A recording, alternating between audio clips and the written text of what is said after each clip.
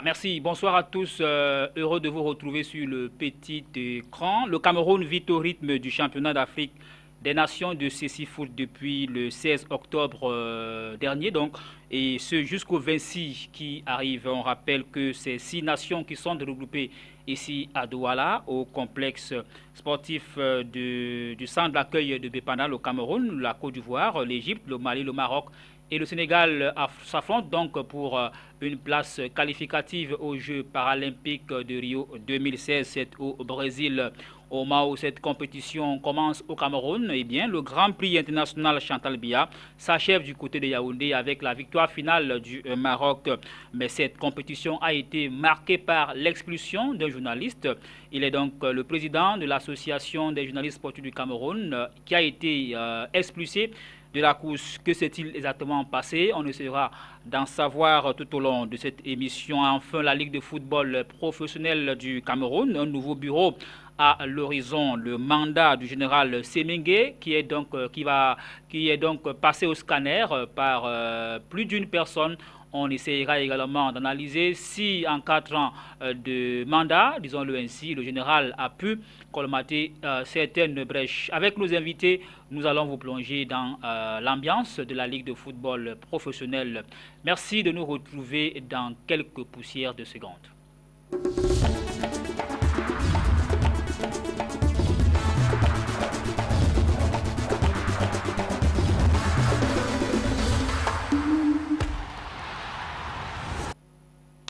Voilà, merci encore de nous retrouver en plateau sur Camnews 24 Télévision.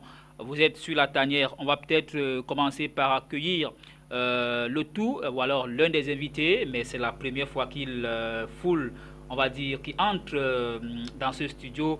Léger Tientier, journaliste au site 45x2.com. Bonjour, bonsoir Léger. Bonsoir Michel Ateba, c'est vrai que c'est la première fois que je rentre dans votre studio. Je suis comblé d'être là, c'est comme si j'étais déjà à la maison. Donc je vous remercie de m'avoir convié à cet échange qui porte sur le sport au Cameroun. Jeune journaliste à 45x2.com, un site qui, n'est-ce pas, a déjà son nom, disons-le ainsi. Alors, ça se passe comment à 45x2.com? Il faut dire à Michel Ateba que tout se passe bien. D'ailleurs, la preuve, c'est que vous m'avez invité aujourd'hui. Ça veut dire quand même que le site est aujourd'hui un média qui compte sur la sphère médiatique au Cameroun. Donc, je suis très content d'être là. Je suis très content de faire partie de cette émission. Et je ne vais pas trahir peut-être un secret, de partager ce plateau avec le grand frère Tangana Fouda qui est bel et bien là. Donc, ce serait toujours un plaisir renouvelé lorsque vous m'inviterez ici à Camnews 24. Voilà, quelle transition. Léger, vous conviendrez avec moi que je suis entouré des journalistes. Il a donc fait la transition avant que je ne la fasse. Albert Tangana Fouda, bonjour, bonsoir. Oui, bonsoir Michel Ateba, bonsoir à tous vos téléspectateurs de Camnews 24. Oui. Voilà, j'ai de la peine personnellement à vous présenter ce soir. Alors, Albert, oui, c'est vrai, vous êtes journaliste, c'est vrai, mais quel poste vous occupez depuis quelque temps au sein de votre association, ou au sein de notre association, allais-je dire, parce que précédemment, vous étiez le président d'honneur, vous étiez le vice-président. Que devient justement M. Atangana Fouda aujourd'hui? Vous êtes toujours à l'AJSC? Ben, je ne peux pas partir de l'AJSC parce que je suis l'un des cofondateurs de cette association en 1996, au mois de mai. Et comme je m'évertue à le dire à tous les jeunes qui viennent, je suis comme le gardien du temple. Ça veut dire que tous ceux qui vont vouloir mettre l'AJSC dans la boue vont être sanctionnés. Moi, je serai toujours là pour leur tirer les oreilles. Oui, j'ai été d'abord, lors de l'ancien mandat, j'étais premier vice-président. Tout à fait. Et cette fois-ci, en fait, je ne voulais aucun poste. Donc vous êtes nulle part? Ben, les jeunes, après avoir fait le bureau national, ils ont estimé que je pouvais être conseiller spécial. Et c'est la 4e personnalité de l'association, parce qu'il y a le président, il y a le premier vice, le deuxième vice et le conseiller spécial qui a rang de vice-président. Voilà. Vous êtes donc le conseiller spécial de l'AJSC? Oui, et non le conseiller spécial du président. Et sur le plan régional? Non, écoutez, quand on est au niveau national, sur le plan régional, parce que je réside au littoral, je suis simple membre, mais je donne des conseils à tous ceux qui veulent venir vers moi pour en demander. D'accord. Voilà qui est donc clair. Alors, on va commencer cette édition avec un sujet d'actualité. On le rappelait encore tout à l'heure, le Cameroun accueille donc le championnat d'Afrique des nations pour les non-voyants et les malvoyants, CECIFOOT 2015 pour être plus précis. Avant de retrouver nos invités en plateau, nous vous proposons de regarder cet élément qui revient sur la première journée de ce championnat. Les rencontres ont commencé hier. C'était lundi à Douala avec une victoire tonitruante de l'équipe nationale du Cameroun face à la Côte d'Ivoire, 5-0. J'ai failli dire Benoît Ndokmon nous ramène ces images. Malvoyants ou non-voyants, mais lions indomptables. L'entrée de la sélection nationale de football des malvoyants du Cameroun a été plus que remarquable au complexe multisport du centre d'accueil de Bépanda ce lundi 19 octobre. C'est sur cette pelouse synthétique flamboyante que l'équipe du Cameroun fait son entrée tonitruante dans la compétition. Et déjà après 25 minutes, le Cameroun vêtu de vert mène sur le score de 3-0. Christol Atangana et Awa Patrick permettent à la sélection de prendre l'avantage. La pause de 10 minutes va juste donner aux 10 acteurs de recharger les batteries. Les Lions indomptables reviennent plus que jamais motivés à la deuxième période. La formation camerounaise va confirmer tout son génie en marquant les 2 buts pour le 5-0. Le Cameroun aisément enregistre ses 3 premiers points de la journée. Voilà, merci. C'était donc la première journée. On rappelle, juste pour être plus complet, que le Cameroun a remporté sa deuxième rencontre ce jour, 1-0 devant le Mali. Le Cameroun compte donc désormais 6 points. On rappelle aussi que cette compétition, le vainqueur de cette compétition sera qualifié pour les Jeux olympiques, les Jeux para-olympiques. Voilà, c'est à Rio. Alors, Albert Atanafouda, c'est une discipline. Et là, je ne vais pas trahir un secret que vous découvrez peut-être sur le plateau. Oui, c'est vrai, parce que depuis lundi, là, mes petites occupations m'ont pratiquement empêché d'aller sur le site de la compétition. Mais j'ai dit, lorsque je regarde vos images, je suis d'abord choqué par le fait que l'équipe du Cameroun ne porte pas les couleurs traditionnelles, alors que lorsqu'on voit les Ivoiriens, c'est l'orange habituel. C'est comme si au Cameroun, on a honte de donner le vert rouge jaune des Lions indomptables. Il y avait du vert rouge là, non? Écoutez, vert rouge noir, et c'est écrit sur le maillot CECIFOOT. Non, je n'ai pas encore vu ça. Autant donner aux filles un maillot vert et vous mettez là-dessus Lyon. Point barre, non, j'ai dit c'est pas sérieux. Il faut que dorénavant qu'on comprenne tout est sérieux. C'est le Cameroun qui joue, même si c'est CECIFOOT, même si c'est tout ce que vous voulez. Mais j'ai dit c'est pas sérieux. D'accord. Maintenant, j'ai dit que par rapport aux échos de cette compétition, je crois que l'organisation est bien faite. Et lorsque nous avons montré le spectacle de vendredi pour lancer cette compétition, je crois que c'était avec les grands artistes, Mewé, X-Maléa, et ça c'était déjà bien. Voilà, merci à Yves, j'ai failli dire merci à notre réalisation qui nous propose justement en background ces images légères.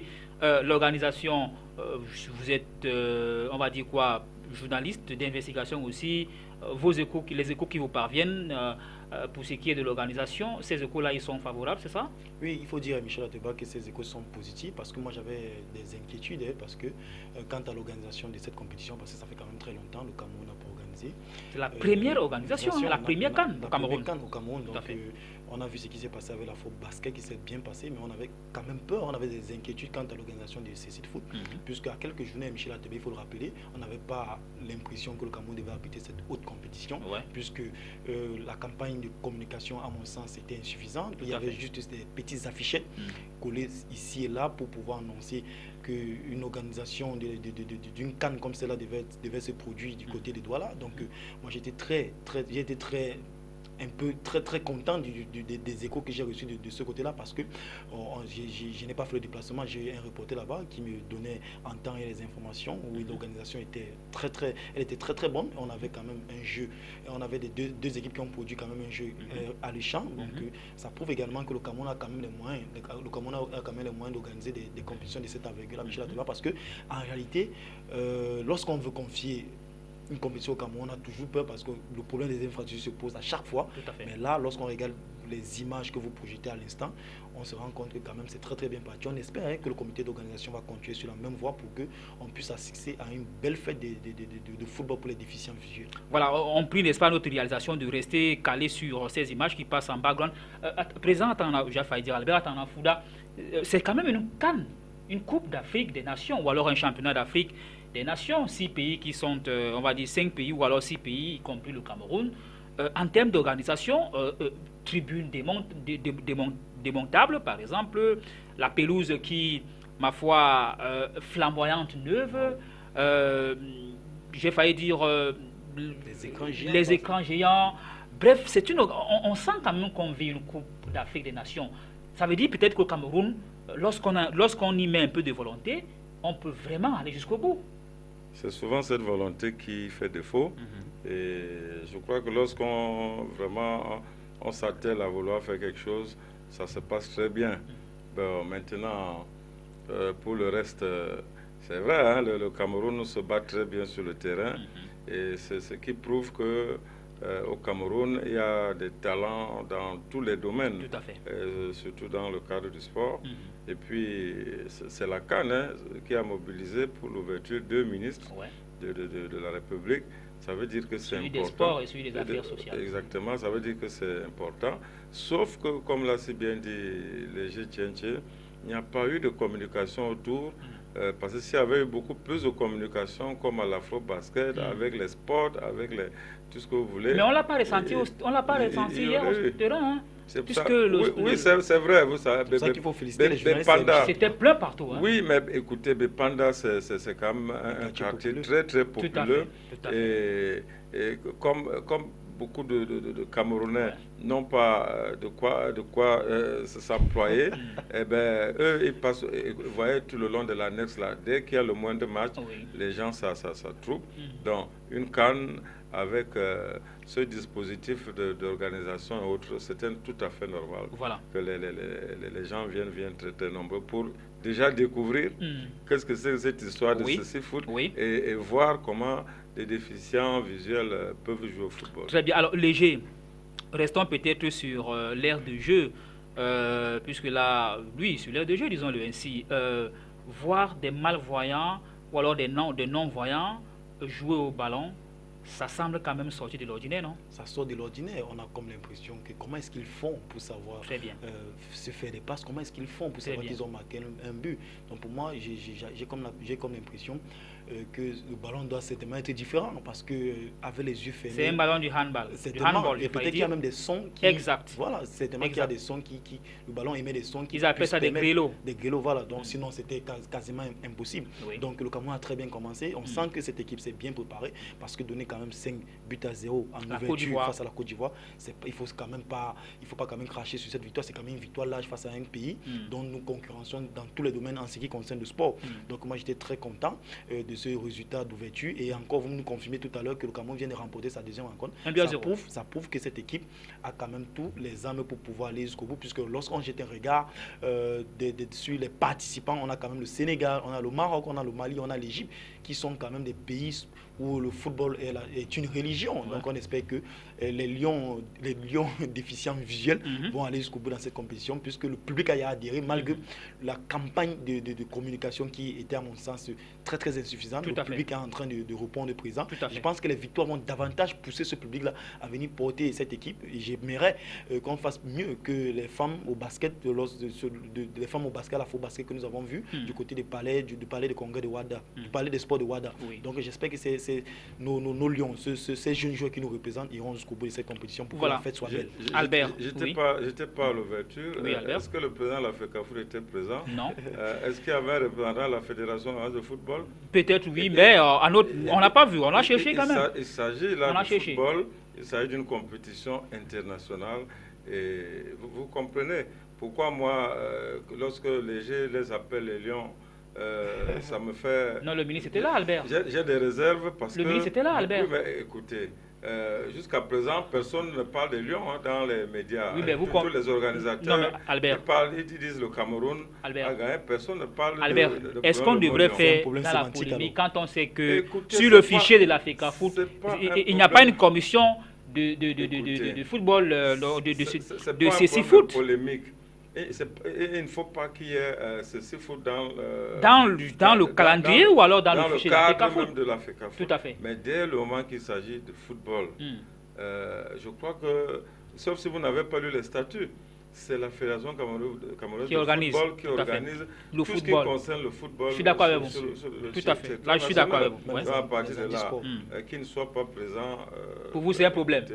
Oui, c'est un problème. D'accord. Parce que ça veut dire que CECIFOOT, bof. Oh non, président. Il peut se faire représenter. Il ne faut pas être trop dur avec le nouveau président. Oui, peut-être qu'il était. Mais nous, on n'a pas. Lorsque les deux ministres arrivent sur les lieux, je ne vois pas pourquoi le président de la fédération ne Messieurs, doit se faire s'il vous plaît, représenter. restons sur le terrain. Restons sur le terrain. Alors, on rappelle juste que cette discipline CECIFOOT, c'est un sport, c'est un handisport qui est donc réservé justement aux personnes handicapées visuelles ou alors aux personnes qui ont des déficiences visuelles, des non-voyants ou des malvoyants. Il faudrait bien qu'on fasse la différence. On n'a pas parlé des aveugles. L'aveugle ne peut pas jouer, mais on parle des non-voyants ou des malvoyants. Ça veut dire des gens qui ont une vision approximative ou alors une vision pratiquement déficitaire, disons-le ainsi. Chaque équipe a 5 ou 6 joueurs. Seul le gardien est un voyant, et le gardien voit facilement, ou alors clairement, disons-le ainsi. Et ça se joue, n'est-ce pas, dans un terrain bien aménagé, avec des repères sonores. Tout à l'heure, Léger, justement, parlait du ballon. Le ballon, justement, a ce repère-là, c'est-à-dire qu'à l'intérieur du ballon, on retrouve quelques grelots. Et c'est à travers ces grelots que les joueurs écoutent le son. Et justement, n'est-ce pas, ils sont guidés. Puisque derrière chaque goal, il y a un guide, permettez bien sûr la tautologie, il y a un guide de chaque côté qui essaie, n'est-ce pas, de dire un certain nombre de choses aux acteurs qui sont sur le terrain de chaque côté. Et on rappelle également que au niveau des gradins, c'est un silence total.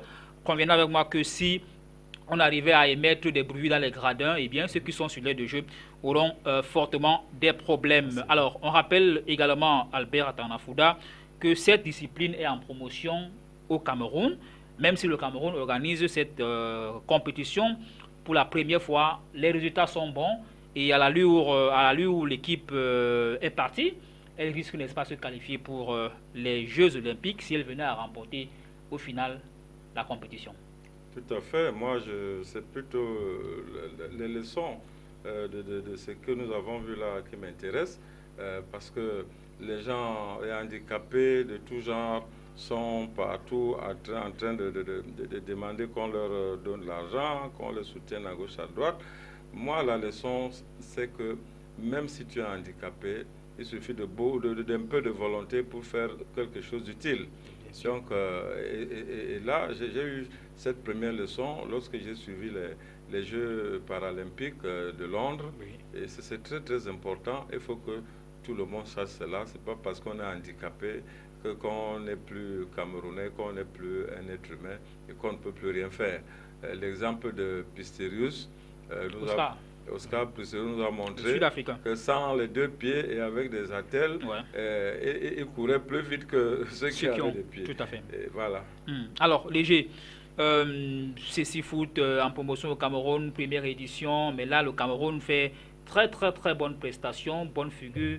Peut-être qu'une place pour les Jeux paralympiques en 2016, le Cameroun pourrait au moins être représenté par cela. Ça serait une très très bonne nouvelle lorsqu'on sait qu'aujourd'hui le football camerounais en particulier en train et au fond du trou ou bien au fond du gouffre. Ça serait une très très bonne nouvelle si ces jeunes ou alors le Cameroun parvenait à sortir victorieux de cette compétition-là. Et je vais aller dans le même sens, dans la même lancée que le président Tangana Fouda, pour dire que vraiment ça va quand même, ça va créer une sorte d'émulation au sein des déficients visuels parce qu'ils doivent comprendre aujourd'hui qu'ils peuvent être importants pour leur nation. On est en train de voir l'enthousiasme ou alors le public qui est derrière cette équipe qui représente le Cameroun. On espère que ça va durer longtemps, et pourquoi pas, et qu'au sortir de cette compétition, Michel Ateba, qu'on puisse tirer les leçons, organiser un championnat qui puisse réellement se jouer et qui puisse être médiatisé par nous les journalistes, parce que c'est notre devoir, puisque moi je n'ai pas souvenance qu'un championnat de CC Foot se tient au Cameroun.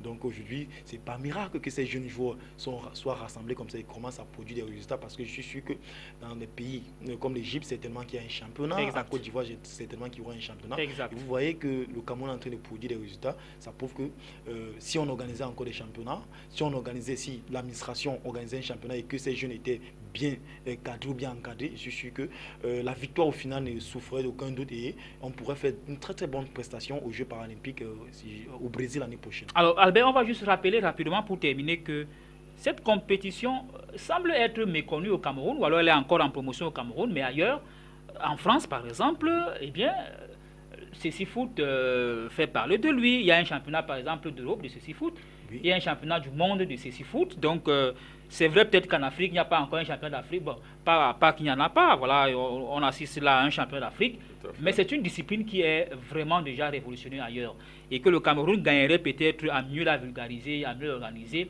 Peut-être que c'est là où on pourrait faire entrer les journalistes de sport pour pouvoir davantage faire connaître cette discipline aux Camerounais. Oui, je crois que le nouveau président de l'AJC Littoral a eu à le dire, hein, qu'il va mettre l'accent sur dans la formation sur le langage des sports, parce que les textes, les règlements de jeu et autres de CC Foot, c'est pas la même chose. Encore que là, on déplore le fait que cette compétition ait commencé à débuter sans que les journalistes de sport ne connaissent un séminaire d'imprégnation. Exactement.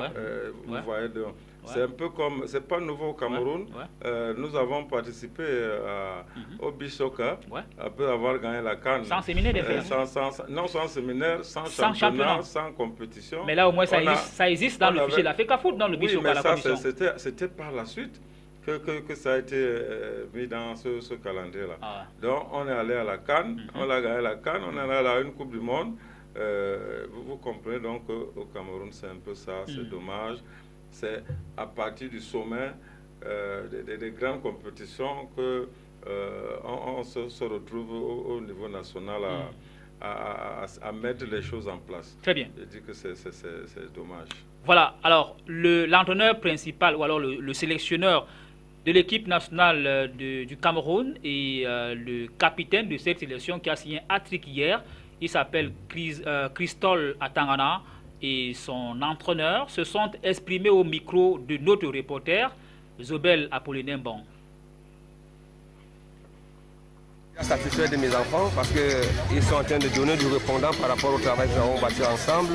Mais il est que je dois leur rappeler que le tout n'est pas déjà joué. Nous avons encore à faire. C'est demain ils ont match contre le Mali pour voir déjà ce qu'il y a eu comme erreur à régler pour pouvoir assurer les demi-finales après le match de demain. Nous sommes très satisfaits, très contents pour cette entame de compétition. Le Cameroun, c'est la première fois qu'il discute véritablement un match de CC Foot au niveau international. Nous avons travaillé durement pour ce match et la satisfaction est très grande pour le score. Nous avons constaté beaucoup de petits déchets dans le jeu. Nous allons travailler pour les améliorer sous les conseils de l'encadrement technique et nous allons continuer à travailler pour aller de plus en plus en puissance.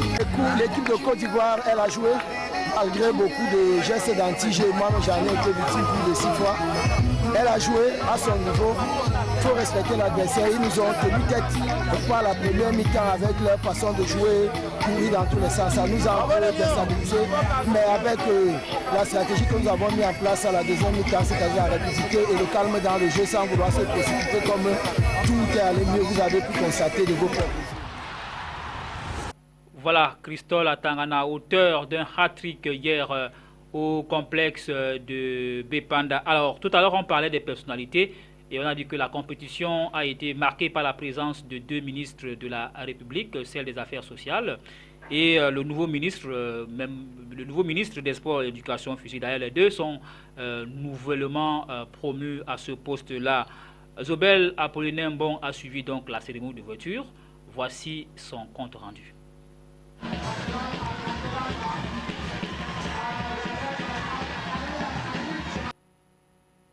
Du 19 au 25 octobre 2015, Douala, capitale économique, va vibrer au rythme de la première édition du championnat d'Afrique de football pour handicapés visuels. La première journée consacrée aux cérémonies d'ouverture a connu la forte mobilisation des autorités administratives de la ville de Douala, ainsi que la présence de 2 ministres de la République, donc Pierre Ismaël Bidungpat des Sports et de l'Éducation physique et Pauline Guy des Affaires sociales. Parmi les discours des circonstances, quelques-uns auront retenu l'attention de l'auditoire. D'abord, celui du président national de la commission paralympique, Jean-Jacques Ndundumu, qui est revenu sur les brillantes victoires et distinctions engrangées par l'équipe nationale de handicapés visuels du Cameroun lors des différents rendez-vous sportifs et de dire que le mouvement paralympique devient une force tranquille pour la nation camerounaise. Prenant la parole à son tour, le ministre des Sports et de l'Éducation physique a rappelé à toute fin utile que l'organisation de cette compétition sur le sol camerounais est un moment privilégié pour affiner les capacités organisationnelles de notre pays qui s'apprête à accueillir les Coupes d'Afrique des Nations de football féminin et masculin en 2016 et en 2019. Il a enfin émis le vœu que la compétition se déroule dans un esprit de solidarité, de fraternité et dans le strict respect de l'éthique sportive. Ce n'est qu'après le défilé des 6 nations participant à ce championnat que le ton de la compétition a été donné avec le match d'exhibition mettant aux prises l'équipe des Girondins de Bordeaux invitée à cette fête du football africain et la sélection malienne.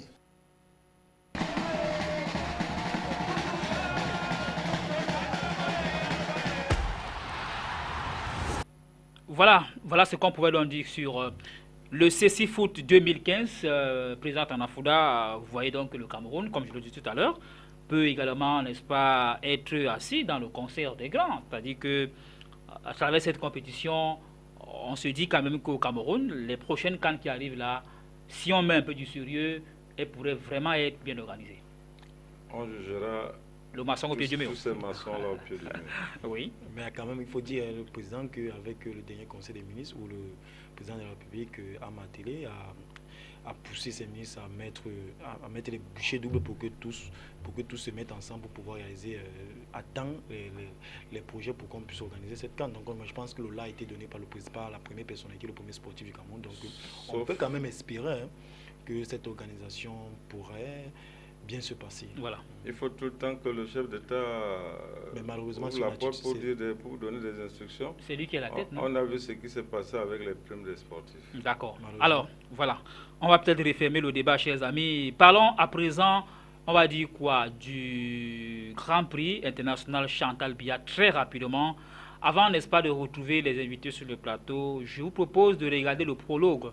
Le prologue doit accueillir le prologue pour la toute première fois en 15 éditions. Eh bien, Zobel Apollinaire revient une fois de plus. Il nous plante le décor du prologue.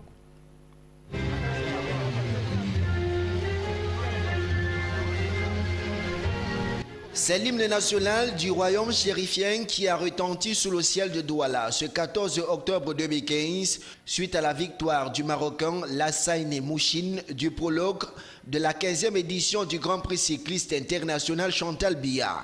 Vainqueur d'une finale 100% maghrébine, le Marocain a occupé la première marche du podium et a reçu le maillot jaune de la compétition des mains du ministre des Sports et de l'Éducation physique, Pierre Ismaël Bidungpat. Les 2 autres marches du podium ont respectivement été occupées par un autre Marocain et un coureur algérien.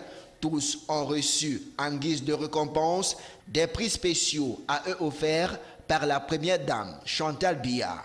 De tous les coureurs camerounais qui ont pris part à ce prologue, seul Kamzon Abesolo a pu décrocher une place en finale lors de la 8e série de ce prologue à élimination directe. Les autres coureurs ont prématurément été éliminés lors des 7 premières séries. Le manque d'engagement observé aussi bien chez les coureurs camerounais que les coureurs d'autres pays traduit l'idée que les compétiteurs ont de cette première phase de la compétition. Le prologue, oui. Donc on n'est pas assez concentré pour ça. Donc c'est l'étape de demain qu'on vise. Aujourd'hui on a la chance pour gagner, puisqu'on est arrivé hier avec le fatigue, donc aujourd'hui c'est pas trop forcé pour nous. Donc c'est la première étape, parce qu'aujourd'hui ça ne compte pas avec le temps. On est ici pour gagner le prologue. Et demain c'est la course qui est plus importante. On travaille, on est bien préparé pour gagner le maillot jaune. C'est ça. Après cet exercice de mise en condition où la Côte d'Ivoire a répondu aux abonnés absents, les 81 coureurs reprennent le service ce 15 octobre 2015 pour la première étape à circuit fermé à Douala pour une distance de 112 km. Rappelons que c'est pour la première fois que la ville de Douala abrite le Grand Prix cycliste international Chantal Biya, d'où l'engouement observé aussi bien chez les autorités administratives que les populations dès l'entame de cette compétition ce 14 octobre 2015. Après Douala, Yaoundé prendra le relais de cette compétition qui ira jusqu'au 18 octobre 2015.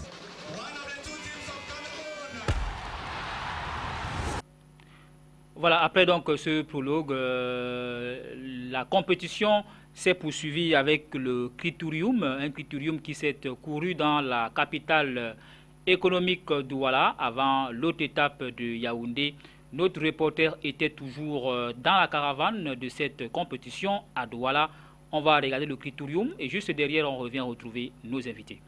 Les hymnes nationaux des pays étrangers se succèdent sur le sol camerounais. Après l'hymne du royaume chérifien exécuté à l'issue du prologue remporté par le Marocain Lassaïne Mouchine, c'est la Marseillaise qui a retenti ce 15 octobre 2015 à Douala suite à la victoire de Raïm Michael de l'équipe française Timpo Imo Nicolas Roux. Beaucoup de spectateurs, première fois en Afrique, première fois que j'ai couru Chantal Biya, c'est magnifique de gagner ici. Nous croyons prendre 12 maillots, c'est bien. Il a fallu attendre près de 4 heures de compétition âprement disputée entre les 71 coureurs qui ont pris la ligne du départ pour voir le coureur de l'équipe française être porté en triomphe à l'arrivée.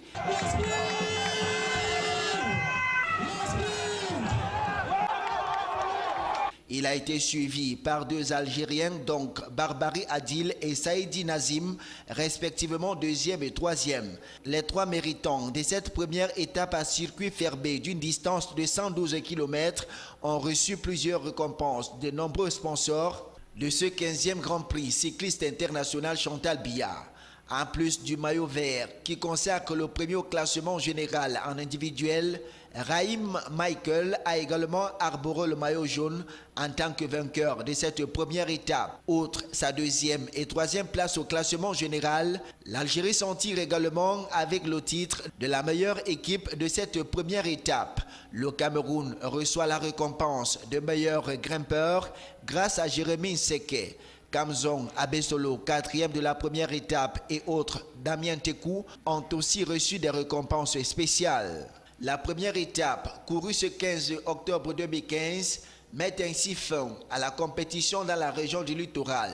Le cap est mis sur la capitale politique où les professionnels du vélo entament la 2e étape Yaoundé et Bolova, longue de 155 km, le vendredi 16 octobre 2015. Voilà le Maroc qui avait décidément le vent en poupe dans cette compétition. Alors Albert Atanafouda, on va s'intéresser rapidement maintenant à l'organisation de cette 15e édition. Douala qui a créé, n'est-ce pas, pour la toute première fois le prologue. Qu'est-ce que ce passage, disons-le ainsi, de cette caravane à Douala a pu apporter à la fédération ou alors à la Ligue régionale de cyclisme du littoral, par exemple? D'abord, beaucoup de joie aux populations qui n'avaient pas vu une compétition internationale à Douala, même si le Tour du Cameroun vient souvent, passe souvent par Douala. Passe souvent par ici. Ouais. mais cette fois-ci, c'était deux courses en pleine ville. Ouais. Et vraiment, la mobilisation a été très, très forte. Et je crois que les responsables de la fédération, en organisant le prologue et le critérium à Douala, ils savent très bien, Douala qui est une capitale économique, que l'année prochaine, ça va leur donner l'occasion de présenter cela aux opérateurs économiques. Tout à fait. Qui vont forcément souscrire le nom de la première dame étant derrière. Je crois que c'est très très positif. Tout s'est bien passé et eux-mêmes, même les coureurs ont été satisfaits. D'accord. Je crois que c'est ça le bon côté de la chose. Voilà, alors, sauf que Léger Tientieux, tout s'est bien passé selon Albert Atamafouda, mais à la fin, on nous apprend paf qu'il y a un journaliste qui a été expulsé de la compétition. C'est vrai que nous n'avons pas... Ça, c'était hors de Douala, ça. Oui, bon, disons, hors de Douala. Mais c'était toujours la compétition, Albert, s'il vous plaît. Alors, on parle des problèmes de communication, on parle des problèmes entre le journaliste en question et certains confrères qui étaient, n'est-ce pas, dans la commission communication. C'est vrai qu'on n'a vraiment pas encore le fondement ou alors le détail précis de ce qui a pu, parce que c'est le président aurait une nouvelle qui aurait demandé à ce que le confrère quitte, n'est-ce pas, oui, soit éjecté, n'est-ce pas, de la compétition. Ce genre d'image-là, peut-être que ça entache un tout petit peu la compétition, non? Ça déteint sur la compétition, puisque quand même, ce n'est pas n'importe qui. Il faut le nommer, c'est le grand frère David Yengezima, qui n'est pas quand même n'importe qui, parce que c'est quand même quelqu'un qui a commis des ouvrages sur le cyclisme au Cameroun. Lui-même, il est cycliste de formation. Donc moi, je pense que c'est quelqu'un, c'est l'un des journalistes aguerris pour pouvoir couvrir ce genre de compétition au Cameroun. Donc son mal serait venu du fait qu'il a émis, ou bien il a posté sur sa page Facebook officielle, qui n'est pas prise en charge, parce que normalement un journaliste de sa trame doit quand même être pris en charge, il doit quand même avoir toutes les informations utiles pour pouvoir informer les autres, puisque lorsqu'on dit prise en charge, beaucoup voient le volet financier, parce que ce n'est pas ça, parce qu'il aimerait être au courant des résultats, avoir tous les éléments qui puissent lui permettre de faciliter son travail, ce qui n'a pas été le cas.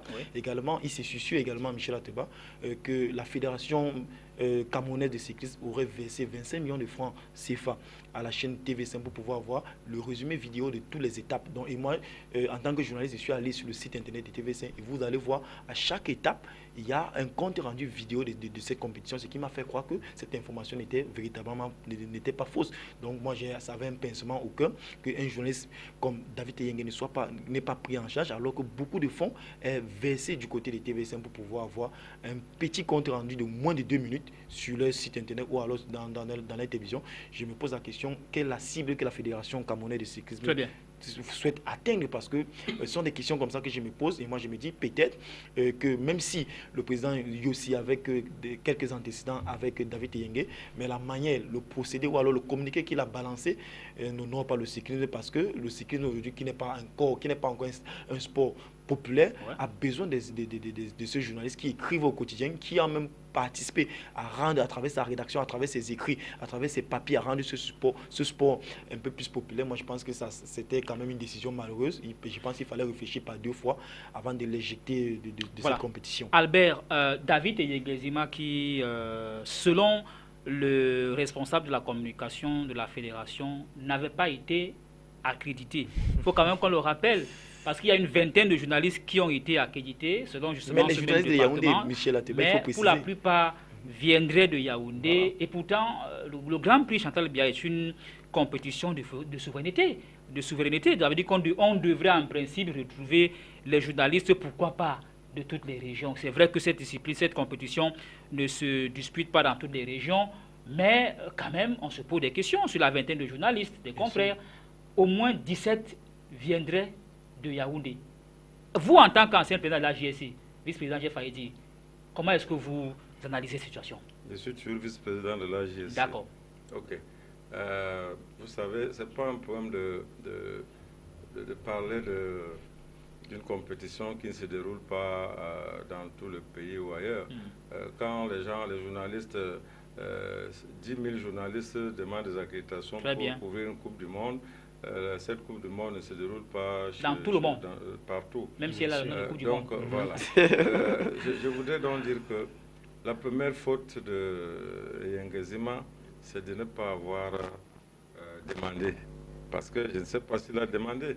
La GSC a reçu et qui reçoit quotidiennement les informations de la FECA Cyclisme à travers le CELCOM, Biaye, les diffuse. Donc, dès qu'il y a eu ce problème d'accréditation, ça a été diffusé partout et ceux qui voulaient bien s'accréditer devaient le faire. Vous n'êtes pas sûr qu'il n'a pas été vous n'êtes pas sûr qu'il n'a pas si on ne lui accorde pas. Voilà. Quand Nzima a posté ce problème-là, son quoi là, c'est insuffisant sur son compte Facebook. Oui. Ben moi, j'ai envoyé un mail à M. Mbiaye, ce qui est Celcom, pour savoir mais qu'est-ce que c'est que cette histoire, comment est-ce que ça peut se passer comme ça entre confrères. Et même s'il n'avait pas été accrédité, dès le moment qu'il est dans le groupe, je lui ai fait comprendre que à l'Afro-Basket, il y a eu des demandes d'accréditation en ligne, mais pour rendre ça plus populaire et avec une bonne médiatisation, on a accrédité les journalistes sur place. Je lui ai dit que même à la CAN, ça se fait. Donc, sauf peut-être à la Coupe du Monde, parce que là-bas, il y a des problèmes de sécurité. Donc, qu'il pouvait régler ce problème-là sans qu'il y ait besoin qu'on en parle partout. Donc, il m'a envoyé une très, très longue réponse. Il y avait plusieurs personnes en copie. Et je crois que dès demain, je vais envoyer cette réponse à tous les membres de l'AGC. Oui, parce qu'il dit que M. Nzima 1 n'était pas accrédité, lui et son cadreur, Wakam. Non, c'est ce qu'il me dit. Oui. Deuxièmement, il dit que Nzima a eu une mission spéciale confiée par le président de la fédération. Je ne sais pas laquelle. Et que la liste des accrédités avait été signée par le président. Et donc, c'est cette liste-là qu'il montrait partout pour l'accueil, pour l'hébergement, pour tout ce qui concerne ce Grand Prix Chantal Biya. C'est pour ça qu'il a été expulsé. Maintenant, je ne sais pas s'il a été expulsé. Ce que je sais, c'est qu'il n'a pas été pris en charge. Mais moi, je lui ai dit, j'ai répondu à son poste pour lui dire que le journaliste, même si tu n'es pas pris en charge, si tu as décidé de faire le travail, de couvrir la compétition, il faut aller jusqu'au bout. Et qu'est-ce qu'il vous a dit sur le nombre de journalistes qui viennent récemment de Non, ça c'est autre chose.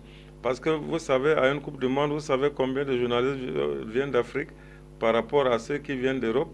Donc, ce n'est pas un problème de nombre. La même chose avec l'Africa Cyclisme, où on devrait avoir 17 journalistes de Yaoundé. C'est d'abord un problème de demande d'accréditation. Il faut savoir, est-ce que les gens avaient demandé l'accréditation. Je peux vous confirmer, monsieur Atanafouda, que les gens ont bel et bien demandé l'accréditation, mais à la fédération, il y avait déjà une liste des journalistes arrêtés. Voilà, mais écoutez, maintenant, j'ai lu ce matin une lettre du président de l'AGC, Eric Marsan Djomo, qui est adressée au président de la fédération pour justement lui faire des récriminations sur cette situation-là. L'absence des journalistes des autres régions. Il appartient maintenant à l'AGC de réagir comme le président a eu à le faire.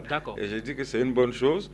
Il faudrait que par le futur, parce qu'il y aura le Tour du Cameroun, il faudrait qu'il y ait des séances de travail avant pour qu'il n'y ait plus de discrimination. Parce que ceux de Boya, ceux de l'Ouest, ceux de Bafoussam, ils se sont plaints parce qu'ils peuvent venir couvrir pour leur radio. Ils ont envoyé des demandes d'accréditation. Donc j'ai dit, maintenant, ils ont leur politique là-bas à Yaoundé. Ils se sont peut-être dit que prendre le Grand Prix Chantal Biya, c'est pour nous. Non, écoutez, prendre plusieurs journalistes hors de Yaoundé, hors du centre et du sud, ça va leur coûter de l'argent plus cher. Donc ils préfèrent prendre... Vous avez une idée du budget? Vous avez une idée du budget? Ça, c'est une hypothèse. Vous avez une idée du budget, M. Atanafouda, le budget qui a été mis pour cette compétition? Monsieur Ateba, je vous en prie. Je ne veux pas savoir quel était le budget. J'ai dit, je me mets dans la posture des responsables africains pour émettre une hypothèse que peut-être que c'est ce qu'ils se sont dit. Maintenant, il ne faut jamais regarder le budget parce que vous ne savez pas, quand ils ont fait leur budget, les détails de ce budget. Quand Léger dit qu'ils ont versé 25 millions à TV5, mais ça veut dire qu'ils veulent une visibilité internationale. Et pour eux, c'est important parce que l'UCI doit pouvoir se rendre compte que ça s'est effectivement mais président, si à l'intérieur il n'y a pas l'engouement, si à l'intérieur les journalistes monsieur vous savez combien l'État verse aux médias étrangers et qu'il donne seulement parfois des c'est un autre débat, M. Tangana. Non, c'est pas la politique, nous sommes en sport ici. C'est exactement, c'est pareil. D'accord. Attendez, on a parlé, ça s'appelle comment? Grand Prix Chantal Biya. C'est d'abord politique. Oui, c'est politique, ça appartient à la première dame qui est camerounaise. Donc les journalistes camerounais devraient beaucoup plus être ceux qui en bénéficieraient le plus. Attendez, lorsqu'il s'agit de faire du sport, est-ce que vous savez que Michel Dreyfus, Gérard Dreyfus, était souvent l'invité spécial du Cameroun pour couvrir les CAN du Cameroun alors qu'on ne prenait pas. Moi, j'ai couvert la Coupe du Monde 82. Je n'ai jamais été pris en charge par l'État. J'ai été en 90. J'ai été accrédité par la FIFA. Mais bien sûr, vous êtes accrédité quand même. Oui, mais attendez. Je n'ai pas bénéficié de soutien de l'État. On parle de l'accréditation et non de la prise en charge. Mais des journalistes, il s'agit de ça dans ce cas-ci. D'accord. Donc, mais les journalistes étrangers étaient pris en charge par le pays. J'ai été en 82 en Espagne, j'ai été en Italie, j'ai été en Afrique du Sud, j'ai pas été aux États-Unis. J'ai couvert pratiquement beaucoup de CAN, mais je n'ai jamais été pris en charge par l'État. Donc c'est pour dire que... Vous voulez donc dire qu'à l'Afrique cyclisme, on doit également pratiquer la même politique, c'est ça, M. Le journaliste doit d'abord se baser sur son média. Je vais vous dire une chose. Mais Albert, s'il vous plaît, Albert. Non, ça c'est vous demandez une accréditation. Ça c'est la facilité. Non, Albert, je vous en prie, je suis là en train de poser des questions. Vous demandez une accréditation, on ne vous la donne pas. Oui. Vous partez couvrir l'événement, on vous expulse. Écoutez. Vous voulez qu'on écoute quoi? Écoutez, le jour où vous allez vous marier, monsieur Ateba, si quelqu'un n'a pas un billet d'invitation, il n'a pas à venir se présenter à la porte. C'est ce que ça veut dire. Les accréditations permettent à l'organisateur de gérer l'effectif qu'il aura sous la main. Et lorsque vous avez déjà une liste des journalistes arrêtés, par exemple, écoutez, chacun a sa à quoi politique. Ça sert donc de chacun a sa politique. Et tu ne peux pas aller à la compte de ma politique. Léger Tienche. Je voulais dire que si je veux Léger Tienche dans mon organisation, je le fais venir. Si je ne veux pas Michel Ateba, je ne le fais pas venir. On ne peut pas cautionner ça. En réalité, on peut pas cautionner ça. Il ne s'agit pas de cautionner ou de ne pas cautionner. Je pense que M. Atangana il ne veut pas mettre le pied dans le plat. Il faut dire que c'est une histoire de copinage. Le président de l'AGSC a réagi. Il faut attendre maintenant que le président de la fédération lui réponde pour qu'on sache à quoi s'en tenir. Mais je dis une chose, je pense que je vais une fois parler. Je pense que capitaine Michel Ateba, moi je pense aujourd'hui que c'est une histoire de copinage. Je pense que les accréditations demandées par les journalistes ne servaient plus à rien puisque le Grand Prix international de Chantal Biya génère quand même quelques fonds puisque quand même c'est quand même beaucoup d'argent. C'est quand même la première dame qui est le projet marketing. Qui est le projet marketing. Je pense qu'ils sont assis à Yaoundé, ils ont fait leur liste de journalistes qui devaient accréditer, la liste des journalistes qui devaient prendre en charge. Moi je pense que ce n'est pas parce que vous êtes Selcom que vous pouvez quand même ne pas accréditer les autres. On ne voit pas ça nulle part. Moi je pense qu'il ne faut pas le questionner, monsieur Atangana. Moi je pense qu'aujourd'hui, si demain vous êtes Selcom, vous allez quand même donner la possibilité à tout le monde de pouvoir participer. Il a toujours fait. Puisqu'il a toujours fait. Il a toujours fait. Mais si la politique est mauvaise, il faudrait qu'on la condamne. Je voudrais quand même dire une chose. Non, il ne faut pas que vous preniez les choses aussi facilement. Je vais vous dire une chose. Vous appelez quoi pas les choses une anecdote. Je vous dis une anecdote. En 2012, la CAN Guinée équatoriale Gabon, il y avait 61 journalistes sénégalais pour suivre le Sénégal. Ils ont été pris en charge par le gouvernement sénégalais. Oui, monsieur. Attendez, moi j'étais là-bas. Non, on vous donne l'information. Je vous dis ce qui s'est passé. Moi, j'ai causé avec le président de l'association des journalistes sportifs qui gérait tous les budgets. Ils n'ont pas été pris en charge. Chaque rédaction a versé 1 750 000 francs pour son journaliste. Oui. Maintenant, l'État a donné 20 millions pour que ces journalistes soient à l'aise, pour qu'il n'ait pas de problème. Mais c'est d'abord chaque rédaction qui a versé l'argent. Monsieur Ateba, je crois que vous avez été commis par Camnews 24 à la Yaoundé pour faire un reportage sur Mbia. Vous n'avez pas eu besoin que l'État intervienne. Je veux vous dire qu'il faut d'abord que le média prenne en charge son journaliste. Maintenant, s'il y a moyen qu'on te prenne en charge, on va le faire si c'est Vous mettez quoi possible. dans le plan en charge? Parce que Léger a essayé Voilà. d'expliquer ce que c'est que la prise en charge. Moi, j'ai l'impression que vous pensez que la prise en charge, c'est beaucoup plus le financement. Mais pour vous, la prise en charge, c'est quoi? Non. Les facilités. Les facilités. Ça veut dire quoi? Par exemple, une clé internet pour, c'est pas quoi, envoyer des images. Ça ne coûte pas de l'argent. Ça peut être, je sais pas, les moyens de locomotion pour quitter Et les informations d'un en lieu temps à un réel. autre. Ça peut être des Si vous informations. n'êtes pas accrédité, vous n'avez pas droit à tout ça. D'accord, le bilan de la Je regrette, compétition. c'est comme ça. Le bilan de la compétition brossé par Zobel Apollinaire Bon. Au kick-off du 15e Grand Prix cycliste international Chantal Biya à Douala, les Marocains avaient clairement affiché l'ambition d'imprimer leur marque sur le sol camerounais, dominant de bout en bout le prologue du 14 octobre 2015. C'est donc sans aucune surprise que le royaume chérifien a été porté à la plus haute marche du podium de cette grande messe de la petite reine grâce à Lassagne Mouchine, vainqueur de la compétition. L'on se souvient que c'est également lui qui avait balisé le chemin de la victoire du peuple marocain à Douala en remportant le prologue. Le Cameroun, pays hôte, aura eu peu de mots à dire pendant cette compétition. Seules quelques victoires individuelles de Clovis Kamzong Abesolo, vainqueur de la deuxième étape, et Jérémy Seke, vainqueur de la quatrième étape, auront lavé l'honneur de la participation du Cameroun à ce grand rendez-vous sportif. Voilà, merci. Nous sommes donc de retour en plateau. Avant de poursuivre le débat tout à l'heure sur la Ligue de football professionnel, on va rapidement vous proposer cet élément. Malheureusement, Zobel ne sera pas sur le plateau aujourd'hui, mais on va reconduire à la demande de certains téléspectateurs l'élément sur la mort subite avec le docteur Aimé Boni qui a été rencontré par notre reporter. Vous savez très bien le nombre de personnes, le nombre de joueurs qui décèdent chaque année dans les stades. Alors, le problème de mort subite et de crise cardiaque, nous sommes allés rencontrer un spécialiste justement de mort subite et de crise cardiaque. Docteur Aimé Boni est avec Zobel Apollinaire Bon. Pendant l'activité sportive, pendant qu'on fait un effort, on est au maximum donc de sa capacité à pouvoir assurer la demande en oxygène que notre organisme nous impose. Si on ne faisait pas le sport, on ne serait pas mort. Si ce jour-là on n'avait pas fait le sport, on ne serait pas mort. On serait mort une autre fois, un autre jour, mais pas ce jour-là. Donc, ce qui veut dire que on peut éviter ça en ne faisant pas le sport. Mais ce serait quand même difficile d'interdire à tout le monde de faire le sport. Surtout qu'on sait que le sport, il est plutôt bénéfique pour la santé. Donc ce qui est important, c'est de détecter les sujets à risque de mort subite. Parce que si on détecte les sujets à risque de mort subite, on diminue significativement le nombre de gens qui mourront subitement. Alors comment est-ce qu'on arrive donc à détecter les sujets à risque de mort subite? Il y a des recommandations internationales qui existent, qu'il faut simplement respecter.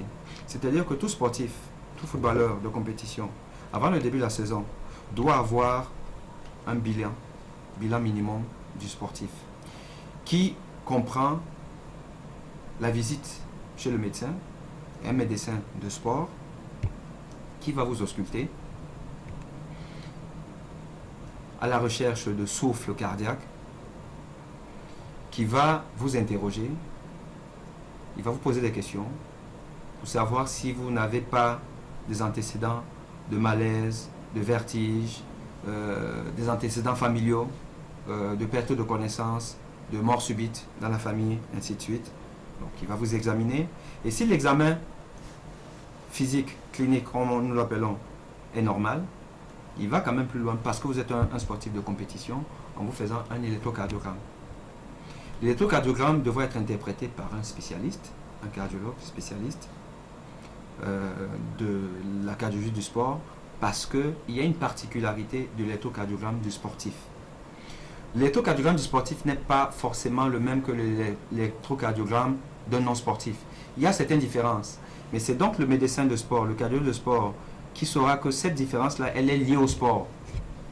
Parce qu'un sportif entraîné a certaines modifications au niveau de son électrocardiogramme, qui attestent même du fait qu'il est entraîné. Et il y a aussi des signes de surentraînement. Et le surentraînement qui n'est pas bon, qui peut aussi lui entraîner plus tard des morts subites. Donc on va essayer d'apprécier en fait l'état physiologique du sportif, sa capacité à pouvoir compétir ou pas. Et si nous décelons donc certaines anomalies chez ce sportif-là, nous n'allons pas lui autoriser à compétir. Nous allons faire des bilans, des examens complémentaires. Ça peut être une échographie cardiaque pour voir la structure interne du cœur, s'il y a des anomalies au niveau de la structure. Si le cœur il est gros, c'est une hypertrophie du ventricule gauche, qui est la première cause de mort subite cardiaque des sportifs. Nous pourrons lui demander une épreuve d'effort. Donc, il va pédaler sur un vélo, branché avec des électrodes, où on va apprécier son rythme cardiaque à l'effort. On peut aller un peu plus loin si le besoin le demande, faire des IRM cardiaques, des scintigraphies myocardiques, des examens que malheureusement ne sont pas disponibles au Cameroun, mais il faut savoir que ça c'est des choses qu'on peut faire et qu'on doit faire. Donc une fois qu'on a eu tout ce parcours médical, nous allons donc autoriser le sportif à compétir en lui signant une autorisation, enfin un certificat de non-contre-indication à la pratique du sport.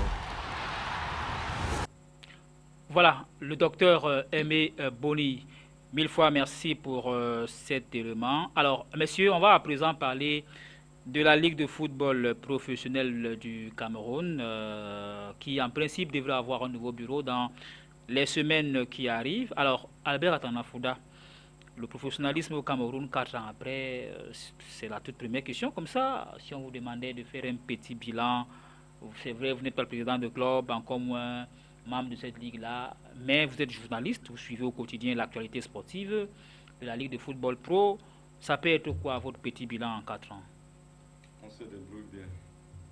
C'est ce que je peux dire. On se débrouille bien parce que compte tenu du manque de moyens réels pour faire du vrai professionnalisme, réussir quand même à faire des compétitions, à donner quelques subventions, à arriver jusqu'au bout des championnats, à donner des champions, c'est déjà ça. Donc moi je crois que c'est beaucoup plus la volonté des acteurs que tout le reste. Parce que si on veut faire des comparaisons, on me dira toujours que le Gabon n'est pas le Cameroun, mais lorsque là-bas on débloque 12 milliards pour la première année pour lancer le professionnalisme, on nous dira que le Cameroun a d'autres priorités que cela. Mais il faut donc savoir, ces priorités-là, on les voit où? La jeunesse maintenant, c'est le sport, c'est l'éducation, c'est tout le reste. Donc maintenant, si l'État fit ses responsabilités en parlant beaucoup plus d'autres priorités, je ne sais pas. Et en même temps, vous dites que la jeunesse est le fer de lance de la nation. Qu'est-ce qu'il faut y faire? Donc je dis, on s'est très bien débrouillé. D'accord. Et c'est déjà bien comme ça. D'accord. Léger Tientieux? Donc moi je pense que je ne vais pas partager l'avis du grand frère Atanganafouda, puisque moi je ne pense pas qu'on s'est débrouillé, je pense même qu'on a fait des pas en arrière, puisque aujourd'hui, 4 ans après, les infrastructures ne sont pas toujours visibles. On a le manque d'assistance médicale avec des joueurs qui décèdent sur l'aire de jeu. On a également le faible engouement du côté des sportifs, en dehors de l'Union de Douala, Bambou-Tous. L'engouement autour du stand, ce n'est pas encore ça. On a aussi l'organisation tatillonne des deux matchs qui se jouent généralement entre Douala et Yaoundé, alors qu'on aimerait que cette organisation des deux matchs puisse se jouer à l'intérieur du pays. Également, on a les faibles subventions. Le président l'a si bien souligné, les faibles subventions que l'État apporte au club, puisque si on veut faire une analyse comparative, on voit qu'au Gabon c'est beaucoup mieux par rapport au Cameroun. Et vous allez voir aujourd'hui au niveau même de la production de jeux, on n'a pas beaucoup fait des avancées, puisque aujourd'hui les joueurs s'exilent facilement. Vous ne comprenez pas comment un joueur peut quitter le club pour aller en Irak. Donc ça prouve quand même ici il y a un mal-être, il y a un mal-vivre que ces joueurs connaissent ici. Il y a des salaires impayés. Je pense que c'est tous ces éléments réunis qui me poussent à dire et à affirmer de manière confiante que vraiment la Ligue, le football professionnel 4 ans après, ce n'est pas du tout ça. Et surtout que Michel Ateba, on n'a pas un calendrier bien aménagé. Mais au moins cette année, donc, quand même, le calendrier a semblé... Oui, mais ça venait 2 jours après, 2 jours avant, 2 jours... Donc moi, on ne peut pas vous dire que le championnat peut commencer à telle période, avec des dates précises, et que ça va s'achever à telle autre date. Donc moi, je pense que c'est beaucoup d'efforts qui doivent être faits, Autant pour moi, je pense que vraiment il y a beaucoup à faire, que le professionnalisme encore au Cameroun, c'est une coquille vide. D'accord. Albert Tanganafouda, quand vous suivez les jeux Tchétché, vous vous dites quand même, est-ce que vous ne vous dites pas que c'est un journaliste du terrain qui parle? Parce que j'ai l'impression il rend fidèlement ce qu'il a vécu. Vous également, vous êtes journaliste, mais bon, peut-être celui-là qui est assis au bureau, peut-être ne pas constat les dimanches. Parce que là, ce que Léger relève me semble quand même être, on va dire quoi, ça saute aux yeux, non? On n'a pas besoin d'aller sur le terrain pour faire un bilan, hein, parce que les statistiques sont là, les chiffres sont là. Je n'ai pas dit que le professionnalisme marchait fort au Cameroun, j'ai dit qu'on s'est débrouillé pour faire ce qu'on a fait là. Est-ce qu'on s'est débrouillé dans un championnat professionnel? Oui, écoutez, se débrouiller, c'est faire exactement ce qui se fait là. La débrouillardise, c'est dans l'informel. Oui, écoutez, vous ne pouvez pas atteindre la Lune si on ne vous donne pas les moyens de construire. Écoutez, vous croyez que la Ligue a donné des instructions à chaque club formel d'avoir un terrain gazonné. Par exemple, ils ont un cahier de charge. Ces clubs ont les moyens de... peut-être de coton. Déjà, non, attendez, Coton n'a pas de stade. Non, Coton joue dans le stade Omnisport. Il a un centre de formation. Non, oui, il a un centre de formation. Je parle du cahier de charge. Non, je voudrais dire une chose. Oui. Aucun club, à ce jour, n'est à mesure de construire un stade qui puisse accueillir des compétitions. Vous voulez que les clubs construisent les stades comment, alors que l'État n'arrive pas à construire les stades? Non, écoutez, la FECAFOOT, l'État, c'est un problème de volonté politique. Ils sont en train de vouloir construire des stades là pour abriter les CAN. Là, il y a la volonté, parce que c'est eux qui ont l'État qui a demandé les CAN. Donc, je vais dire une chose. Si aucun club ne peut construire un stade, je ne vois pas pourquoi on va leur en vouloir. Les stades à Bafan, à Mbouda, partout là, c'est des stades municipaux. C'est des stades municipaux et les mairies ne s'impliquent pas. Alors qu'on sait qu'en France, toutes les mairies s'impliquent dans l'épanouissement des jeunes. Alors, ça veut dire quoi pour vous? Donc, vous voulez l'implication de tous pour parler d'un championnat vraiment pro? Bien sûr, écoutez, en Côte d'Ivoire, on a les soirs des fiscs. Hein? C'est depuis très longtemps qu'ils ont décidé de cela, que les sociétés devaient aider les clubs d'élite avec un rabattement sur le fisc. Ça se fait là-bas très bien.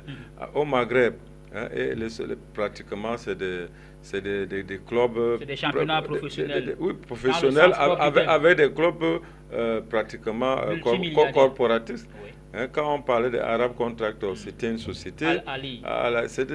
Donc, vous comprenez que ça ne peut pas être pareil ici. Alors, Léger, il paraît que... Bon, mais pas qu'il paraît, ce sont des évidences.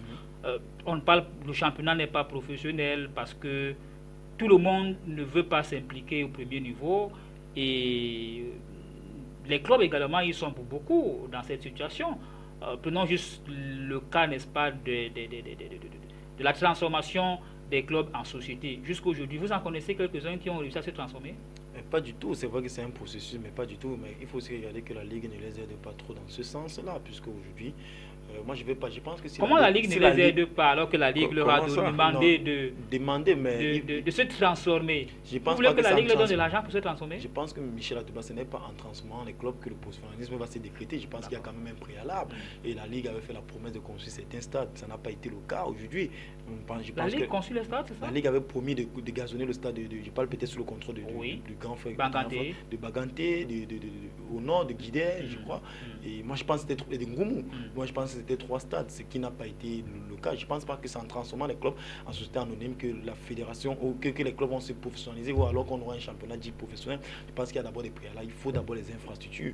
Aujourd'hui, le professionnel manque des infrastructures. C'est criard et on ne peut pas dire que c'est professionnel. Aujourd'hui encore, nous avons des programmations encore chancelantes. Vous voyez aujourd'hui, le championnat est terminé. C'est après le championnat qu'on joue la coupe. Nulle part ailleurs vous verrez ça. Le championnat et la coupe se jouent simultanément. C'est pas de la faute de la Ligue, hein? C'est de la faute de la FECAFOOT. C'est elle qui programme la coupe du Cameroun. Bien sûr, c'est la faute de la FECAFOOT, mais la Ligue n'a pas aidé la FECAFOOT dans ce sens. Avec tout le problème qu'il y a eu dans le processus électoral. Je vous en prie. Parce que quand même, à la décharge de la fédération, ils étaient plus préoccupés par des problèmes électoraux. Voilà, des problèmes électoraux. Donc moi je pense aujourd'hui que la panacée ou alors le remède ou alors la solution n'est pas la transformation de ces clubs en société anonyme. Il va falloir plus une organisation un peu plus large, puisqu'aujourd'hui, ce qu'on observe sur le terrain, ce n'est pas du tout ça. Je pense que la transformation doit être plutôt l'aboutissement pour arriver à un professionnalisme qui donne vrai, véridique. Alors, Albert Atanafouda, au regard donc de tout ceci, parce que rappelons quand même qu'il y a un problème qui pourrait se poser. Le débat est déjà sur la table. C'est celui du général Semengue. Must go or not? Je crois même que là, c'est un petit problème. Parce que le vrai problème, c'est celui dont on a parlé tout à l'heure. Non, ce n'est pas un petit problème. Les présidents des clubs disent ceci. Je prends le décor. Oui. Les présidents des clubs estiment que la Ligue leur appartient et qu'un président de club devrait absolument être à la tête. Mais on voit comment ils se comportent pour montrer que le football même leur appartient. Lorsqu'ils sont manipulés, lorsqu'ils sont achetés, lorsqu'ils sont corrompus, ils estiment que le football leur appartient, la Ligue leur appartient. J'ai dit non. Pour moi, le problème du président de la Ligue est un petit problème parce que la transformation des clubs en société, c'est ça la base, parce que ces clubs ne se transforment pas, parce que dès que tu te transformes, ça devient autre chose, tu deviens une société. Tout à fait. Et aucun club, aucun club aujourd'hui ne peut se comporter comme une société, parce qu'il n'y a pas de moyens.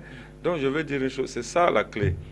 Maintenant, la présidente de la Ligue, vraiment, j'ai suivi avec bonheur les arguments de Mongue Mouyeme sur un plateau qui disait que aucun président de club ne devrait prétendre à être président de la Ligue. Il n'a non plus dit que le général devait rester. Oui, attendez, parce que il n'a pas parlé du général. Il a dit qu'il faut quelqu'un d'autre hors de la Ligue qui puisse venir gérer cette présidence. Parce que lorsqu'on voit comment les présidents de club se comportent même dans leur propre club, entre eux, c'est les pots de banane, des présidents qui, pour avoir plus de recettes, font tout pour faire décaler les matchs d'autres clubs. Mais attendez, on a même eu à parler des présidents qui ont faussé les recettes, mais vous comprenez que c'est très difficile de laisser cette ligue à un président de club. C'est vrai que c'est un danger de donner la ligue à un président de club, alors qu'ils estiment que les textes sont clairs. Selon l'article 82, par exemple, l'actuel président devrait partir et que la Ligue devrait revenir à un président de club, par exemple. Bien sûr, la Ligue, c'est l'association des clubs, c'est pour eux. Sauf qu'il y a la SEC aussi. Oui, sauf qu'il y a la SEC, mais à côté, quand même, ce sont les présidents des clubs qui forment la Ligue. Est-ce que vous comprenez le débat Semengue Mosgo? Je comprends, puisque quand même, il était là de manière provisoire, il a fait un mandat, il a fait quelques années, il s'est reconduit lui-même à la tête. Non, il y a eu un comité de gestion, il y a eu un comité transitoire. Le comité de nomination est venu, donc forcément... Quand même, Michel Ateba, vous voyez, en France, quand même, le président de la Ligue, Frédéric Thierry, c'est quand même quelqu'un du football amateur, donc pourquoi pas aussi au Cameroun que le président soit à la présidence on retrouve un président de club. Donc il a été président de club, non, monsieur Semengue? Oui, il a été président de club, mais il ne l'est plus, il ne l'exerce plus. Et surtout lorsqu'on regarde son bilan, le bilan n'est pas aussi blanc comme la neige. Quand vous vous rappelez qu'il a tout fait pour que les entreprises adhèrent au projet de la Ligue, ça n'a pas marché jusqu'aujourd'hui. Il a organisé des séminaires, ça n'a pas marché. C'est pas de le dire comme ça, c'est récemment qu'il vient de le faire. Et là, les clubs, on nous annonce qu'il y a des entreprises qui se bousculent. Mais on attend du concret. Vous vous souvenez de l'affaire Garman, où on nous a annoncé en grande pompe que les joueurs devaient être habillés. Je crois que ça va être effectif là. Moi, personnellement, en tant que journaliste, je ne crois pas aux choses de la Ligue, puisque plusieurs fois, on a fait des grandes annonces. À l'arrivée, on n'a rien vu. On n'a rien vu. Donc, moi, je pense c'est bien de Moscou ou not? Non, moi je pense que c'est bien qu'il doit céder la place puisqu'il faut rester légaliste. Okay. Il faut rester. Non, ils doivent s'organiser pour pouvoir élire un nouveau président ou bien un nouveau membre qui dirigera cette ligue de football professionnel du Cameroun, puisque les tests sont clairs là-dessus. C'est bien qu'il était là de manière transitoire. Vous avez vu ce texte-là parce que je n'ai pas encore justement, je vous relance sur la question des textes. Nous avons essayé, n'est-ce pas, de rencontrer et même d'appeler au téléphone le président de la SEC, qui semble être au centre de tout cela, qui nous fait savoir qu'il y aurait de nouveaux textes qui sont ignorés par certains présidents de club. Mais c'est que et ces textes-là ne disent pas que c'est bien qu'il ne doit pas se représenter, par exemple. Mais là, c'est la machination. Vous voyez, ça prouve quand même que là, nous sommes dans un panier à crabe. Parce que si un test parallèle est en train d'être monté alors que beaucoup ne sont pas au courant, ça prouve quand même que vraiment, on n'est pas sorti de l'auberge. Mais personnellement, moi, je pense que le président Semengue avait été nommé à la tête de cette ligue parce que c'était l'élément qui pouvait attirer des sponsors, qui pouvait réunir tout le monde parce que tout le monde, on n'a rien contre l'homme en tant qu'homme entraîné ou bien militaire, mais on se disait quand même que c'était lui qui devait faciliter le lien entre l'État et les clubs, ou bien alors de sa posture de grand général, devait attirer des partenaires, devait attirer des sponsors, mais à l'arrivée, on ne voit pas trop. C'est vrai, avec sa présidence, on a quand même eu le coup de pouce du président de la République qui a accordé certains financements, mais qui n'ont pas pu véritablement aider nos clubs à se structurer de manière professionnelle. Donc moi je pense aujourd'hui, en tant que légaliste, en tant que quelqu'un qui aime voir les choses bouger dans le bon sens, je pense qu'il doit céder sa place pour qu'un nouvel homme fort arrive et puisse proposer quelque chose qui puisse nous sortir de cette ligue. Avant de passer la parole au président Albert Atanafouda, Léger Tchenche, on va peut-être te faire une illustration. D'un côté, nous avons le général, de l'autre côté, nous avons tous les présidents de clubs de Ligue 1 et de Ligue 2. Lorsque vous jetez un regard panoramique, Léger Tchenche, vous voyez qui par exemple? Bon, personnellement, c'est très difficile de le dire. Vous qui suivez au quotidien ces clubs. Oui, c'est très difficile de le dire puisque on ne connaît pas ces présidents à l'intérieur, mais de la posture de journaliste, puisqu'on traite des informations à distance, on peut quand même dire qu'il y a quand même certains présidents qui peuvent se démarquer. Vous risquer qui peuvent se démarquer. Comme ça. Bon, c'est vrai que peut-être ça ne va pas faire plaisir à mon compagnoniste. C'est vrai que le président a pu quand même montrer certains signes du professionnalisme parce qu'aujourd'hui, vous avez vu l'équipe de l'Union de Douala qui s'est métamorphosée, qui allait vers le professionnalisme avec les jeux démarrés qui portaient les noms des joueurs, avec des conférences d'avant-match qui étaient organisées et les journalistes qui étaient informés, minute by minute, des 11 entrants de la liste de matchs de l'Union de Douala. Et également, on a vu les résultats avec la jeune équipe qu'il a pu monter. Je pense que lui au moins, quelqu'un qui a introduit, quelqu'un qui a été consultant, moi je pense que je peux avancer le nom de Franck Hapi parce que c'est quand même un président qui, au sorti du dernier championnat, a montré quand même quelques signes de professionnalisme. Voilà, alors Albert s'est lâché, Franck Hapi en face du général Semengue, c'est un exemple que je rappelle juste que jusqu'à présent, aucun président n'a de manière officielle fait, on va dire a fait acte de candidature. Et que Léger a sans doute usé, n'est-ce pas? Il est allé puiser dans son carnet d'adresse et puiser peut-être dans son flair de journaliste de sport. Albert Atanafouda, c'est vrai qu'on l'a également suivi ça et là. Franck Hapi serait en pole position. Il se passerait pour être le candidat de la FECAFOOT pour challenger M. Semengue. Ah, le candidat de la FECAFOOT.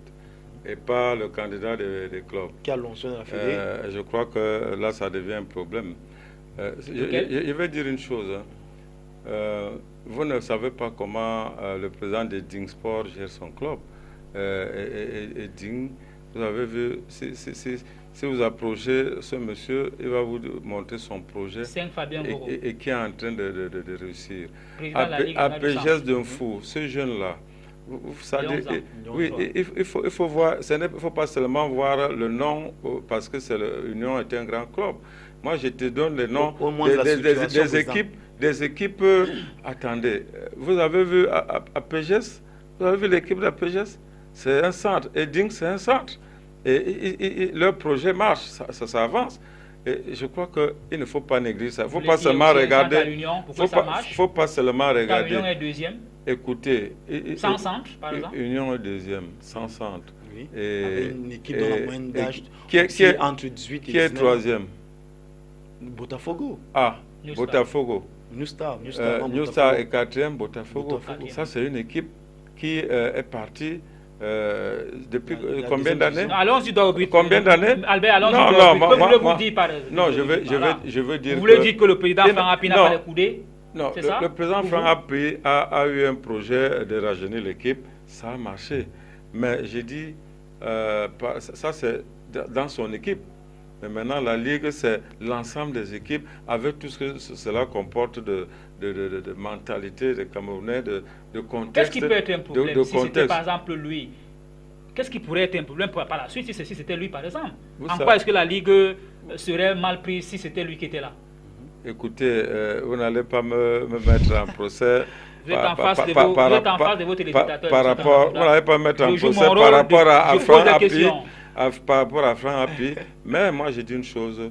Je ne suis pas pour qu'un président de club gère cette ligue. Albert, parce on que spécule. ils sont tous... Monsieur Api n'a pas encore dit officiellement qui va être président. Non, oui. Ce que les gens disent, moi je ne sais pas de nom. Je ne sais pas là où les gens disent l'information, mais nous on n'a pas encore l'information officiellement. Le président de club gère la ligue parce que il va prendre des décisions subjectives, des décisions partiales.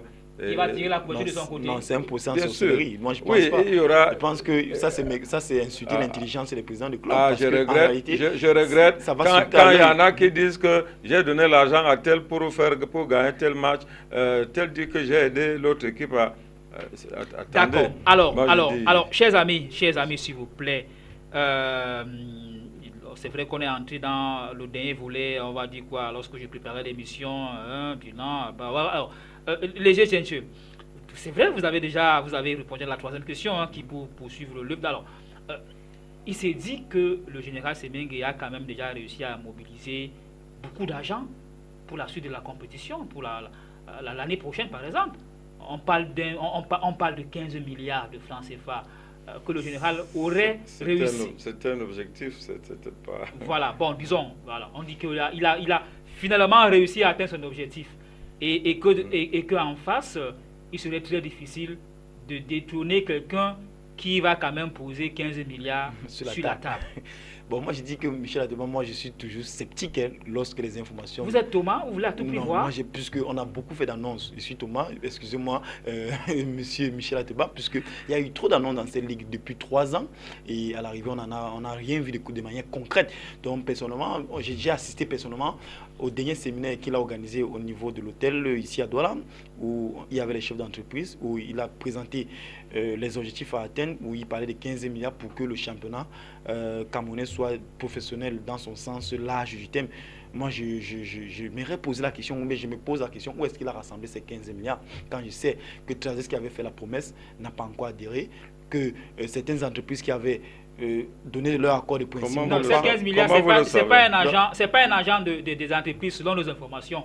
Ces 15 milliards seraient un argent qui sortirait de la présidence de la République, selon nos informations. Là, ce serait une bonne nouvelle, donc j'attends que l'information, puisque vous êtes un grand journaliste qui fouine bien, j'attends que l'information soit officielle, puisque j'ai toujours dit que j'émets toujours des doutes sur les informations qui viennent de la Ligue, parce qu'on va toujours nous rabâcher les oreilles avec ces avancées ou alors ces promesses-là, mais lorsqu'on va commencer le championnat, on va voir qu'il n'y a rien de concret. Donc moi, je reste encore sceptique, j'attends de voir ce qui va se passer avec le temps, mais moi je pense qu'il faut un nouvel homme fort à la tête de cette ligue du football professionnel, parce que 4 ans après, on n'a pas fait des avancées, au contraire nous avons reculé par rapport au Gabon, par rapport à la RDC, par rapport au Congo-Brazzaville, qui a tenu en échec les Lions à Yaoundé. Non, moi je pense qu'un pays comme le Cameroun qui devait être la locomotive en termes de professionnalisme en Afrique centrale se retrouve être derrière même la Guinée équatoriale. Je pense que c'est lamentable. C'est pas un débat entre vous et les G présents en Afrique. Non, je voulais savoir, est-ce que les G sait,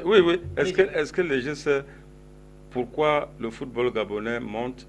Non, là n'est pas la question. Pourquoi ils sont... Non, on parle de subventions, on parle de financement. Comparaison n'est pas raison, Albert. Ils ont réussi à faire revenir tous leurs professionnels qui étaient sur les bancs de touche à l'extérieur. Comparaison n'est pas raison, s'il vous plaît. Restons au Cameroun, please.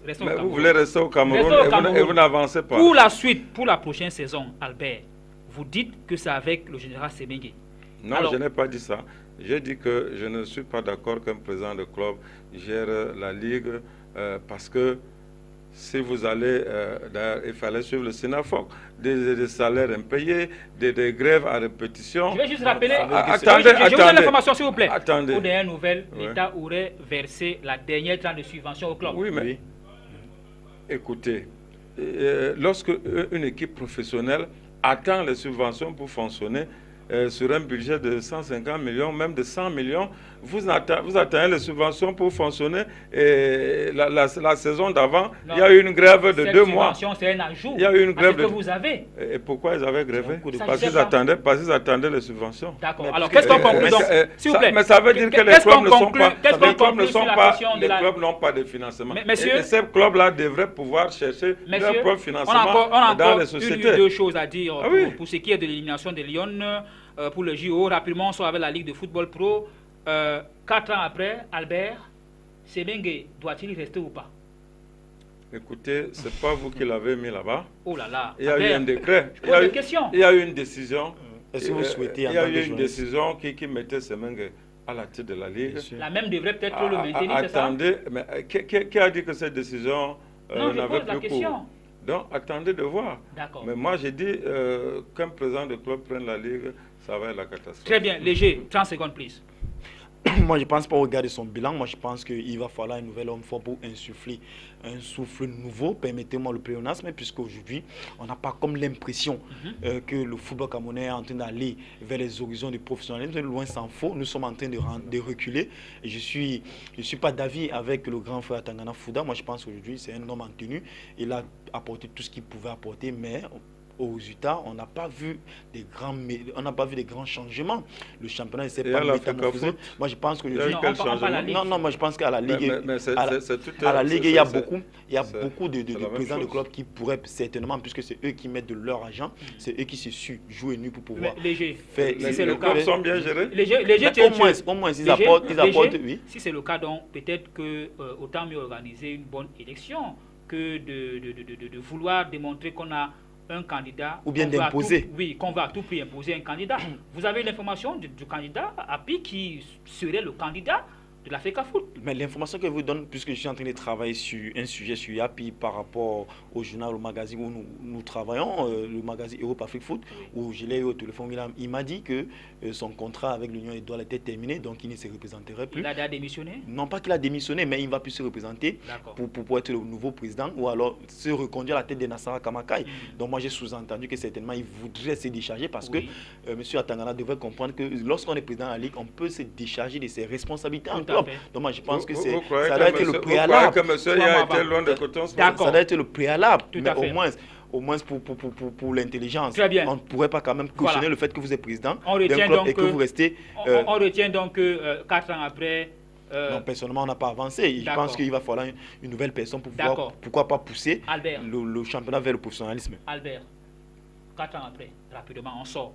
J'ai dit que le général Semengue et toute son équipe se sont battus pour continuer à gérer cette ligue. Tout à fait. Et avec les moyens de bord. C'est acquis. Avec les moyens de bord. Oui. Et je dis qu'il faut seulement qu'il y ait beaucoup plus de moyens pour améliorer le fonctionnement de la ligue. D'accord.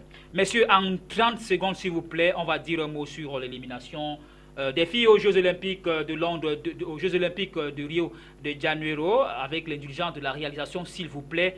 Léger Tientieux, ça vous a fait mal que ces filles-là... C'est un gâchis au fini, c'est ça? Un gâchis, une grosse déception lorsqu'on se rend compte que certaines Lions sont arrivées pour pouvoir prêter main forte à cette équipe-là, parce que j'ai vu l'un des journalistes qui émettait quand même des réserves quant à la qualification de ces Lions, puisque quand vous menez, quand vous gagnez à domicile 2 buts contre 1, ce n'est pas du tout facile. Moi, je pense que la responsabilité des Nonga, tu dois être engagé dans cette élimination, puisque la fille, la joueuse qui a marqué à Yaoundé, c'est elle qui a encore marqué au Zimbabwe. Donc moi je pense que c'était... Oui, non, qui a marqué au Zimbabwe, c'est pratiquement la même fille qui nous élimine.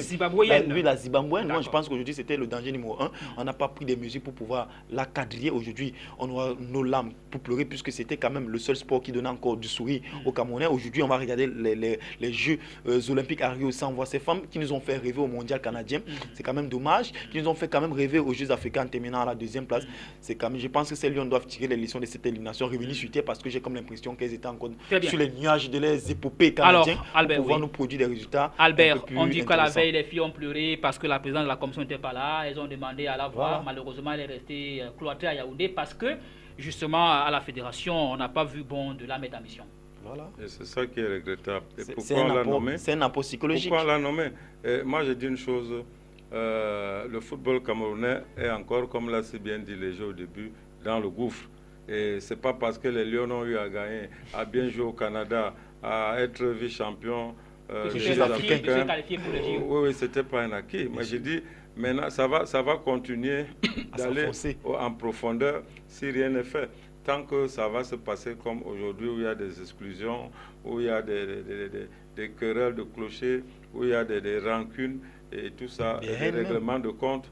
Vous pensez que c'est la chasse aux sorcières? Un peu, oui. Et c'est pour ça que je dis qu'avec ce climat, on ne peut pas avancer. Et je ne suis pas sûr que le Cameroun va se qualifier à Kinshasa pour le CHAN. Non, à Brazzaville. À Brazzaville pour le CHAN. Et je ne suis pas sûr de beaucoup de choses parce que le climat ne permet pas qu'on puisse gagner quoi que ce soit. D'accord. Peut-être qu'on va se rattraper à la CAN 2016 qui sera organisée par le Cameroun au mois de novembre. Mais je pense qu'il fallait passer par cette compétition majeure des Jeux Olympiques pour pouvoir mieux préparer cette CAN ici au Cameroun. Et je pense que Mme Céline Eko, c'était un tort de ne pas faire en sorte qu'elle voyage avec ses lions parce qu'elle a de l'administration de la fédération, puisqu'en réalité c'était comme le porte-bonheur de cette fille-là. À chaque fois qu'elle a été aux côtés, à chaque fois qu'elle a été aux côtés de ces lions, on a toujours des résultats probants. Je pense qu'aujourd'hui cette défaite aussi est imputable à la fédération camerounaise de football qui n'a pas voulu que cette brave dame soit aux côtés de ses enfants. Merci à vous, Léger Tientieux. Je rappelle que vous êtes journaliste au site 45x2.com. Vous êtes reporter à Jeune Afrique, Europe Afrique Football, c'est un magazine international. Merci Léger Tientieux d'avoir accepté notre invitation ce jour. C'est moi qui vous remercie, monsieur capitaine Michel Ateba. Ce fut un plaisir d'échanger aujourd'hui avec vous et également avec le grand frère Tangana Fouda, qui est quand même l'un des rares journalistes qui est toujours à côté de la jeune génération que nous sommes. J'espère que les échanges comme ça se poursuivront à l'avenir. Albert, merci infiniment. 1000 fois merci. Albert Tangana Fouda. Mon souhait pour la fin, mon souhait serait que l'équipe du Cameroun de la CAN Ceci-Foot ne soit pas en train de gréver pour avoir droit à leur prime avec des taxes prélevées. Voilà. Et si c'est le cas, le président serait là pour les aider, non? Écoutez, vraiment, ce serait le fond de l'abîme. Merci, messieurs, d'avoir accepté notre invitation. Aujourd'hui également, merci à toutes nos équipes de production. Merci particulier à Joseph Kémounier pour son coup de pouce précieux. Coordination Gustave Canada. Nous aurons le plaisir de vous retrouver mardi prochain, toujours avec le même plaisir. Bonjour, bonsoir.